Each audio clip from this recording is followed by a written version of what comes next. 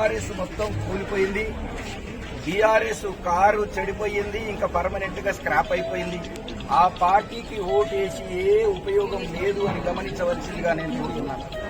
అదేవిధంగా రేవంత్ రెడ్డి గారి నాయకత్వంలో కాంగ్రెస్ పార్టీ ప్రభుత్వం ఉంది. ఇప్పుడు ఏ అభివృద్ధి జరగాలన్నా, ఏ సంక్షేమము రావాలన్నా, ప్రతి ఒక్కరికి ఇల్లు కావాలన్నా, పెన్షన్ కావాలన్నా, లేకపోతే నీకు కరెంటు ఉచితంగా కావాలన్నా, ఈ పక్క భూములను మీ పేర్ల మీద భూములు తప్పులు జరిగినాయని సవరణ జరగాలన్నా కాంగ్రెసే చెయ్యగలదు.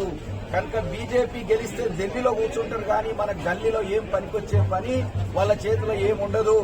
రాష్ట్ర ప్రభుత్వం చేతిలోనే మీకు కావలసిన అభివృద్ధి గాని సంక్షేమం గాని రాష్ట్ర ప్రభుత్వం చేతిలోనే ఉంటుంది. కనుక రాష్ట్ర ప్రభుత్వం గట్టిగా పని చెయ్యాలి అంటే ఈ ఎంపీలను గెలిపిస్తేనే అది వీలు పడుతుంది.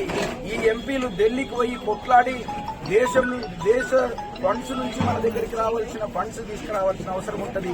ఎక్కడి నుండి ఫండ్స్ వచ్చినా చేయాల్సింది మాత్రం రాష్ట్ర ప్రభుత్వమే. కనుక రాష్ట్ర ప్రభుత్వం కాంగ్రెస్ ఉంది కనుక కాంగ్రెస్ నే గెలిపించవలసిందిగా, రంజిత్ రెడ్డిని పెద్ద మెజార్టీతో గెలిపించవలసిందిగా, చేతి గుర్తు కోటేసి గెలిపించవలసిందిగా నేను ప్రార్థిస్తున్నాను. ప్రతి ఊర్లో ప్రతి కార్యకర్త ఈ రోజు అందరూ కాంగ్రెస్ పార్టీలకు రావాలని మరి సంతోషంగా ముందుకొస్తున్నందుకు దాన్ని స్వాగతం పలుకుతున్నాం. ఈ రోజు మరి సరూర్ నగర్ లో ముఖ్యంగా దయాకర్ రెడ్డి మరియు మరి మహేందర్ యాదవ్ అండ్ శంకర్ యాదవ్ వీళ్ళందరూ మరి ధనరాజ్ వీళ్ళందరూ సీనియర్ నాయకుల సమక్షంలో ముందుకొచ్చిన అందరికీ మరొకసారి స్వాగతం పలుకుతూ జై కాంగ్రెస్.